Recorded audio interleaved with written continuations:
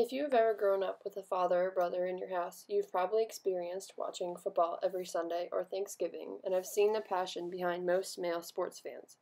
But have you ever stopped to think about how that passion could be considered as an entirely different way of thinking? Your brother and father could be considered members of an overpopularized cult.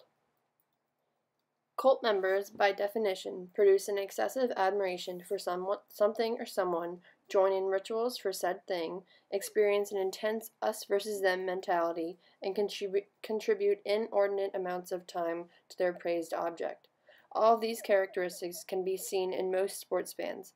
The fans I'm focusing are on those of soccer in Europe and those of football in America. Members of a cult exhibit an undying admiration for their leaders, and in the case of sports fans for their teams, the comparison is uncanny. On June 4th, 1977, Scottish soccer fans descended to the field at Wembley Stadium after a 2-1 win against England. The Scottish were so overcome with joy that they felt the need to experience the win from not just the stands, running onto the field and acting as children. By doing this, they destroyed the stadium and field, but in their minds they did it for the love of their team, therefore it was justified. Love for one's home team can come in many different forms, such as commemorating your favorite team as the name of your child.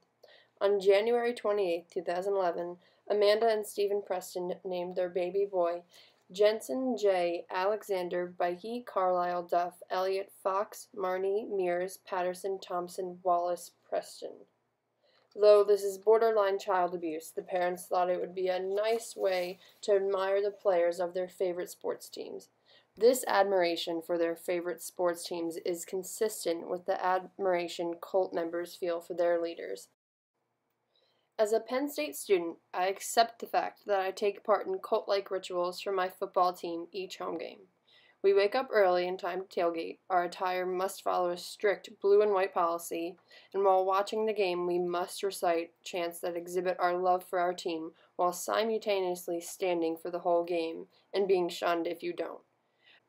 We do not think twice about performing all of these acts because it is what we're supposed to do for our team. This thinking and our actions could be taken as the thoughts and rituals cult members perform to keep their leaders happy.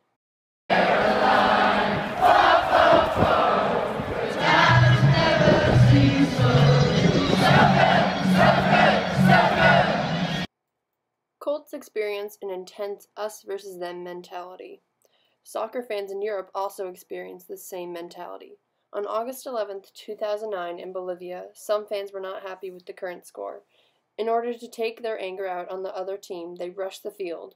One fan was armed with a knife and attacked opponent Henry Gimenez of Uruguay. The us versus them mentality was so prevalent that the fans thought it was necessary to resort to violence to get their message across. Another incident was in Barcelona on November 24, 2002, when former Barcelona soccer player Luis Figo, now on the Real Madrid team, had a pig head thrown at his feet while he attempted a corner kick. The Barcelona fans were so offended by the team switch that they needed to throw a carcass of a pig at the player. This fierce emotion resembles the shunning of a former cult member after they left the group. One of the most prevalent characteristics of cult members that sports fans exhibit is the inordinate amount of time spent towards the projected figure or thing.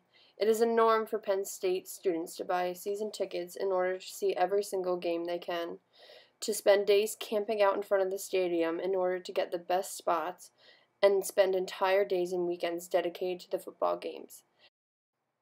On January 13, 2014, the day the NFC Championship was meant to be held in Wisconsin, a winter storm threatened the game.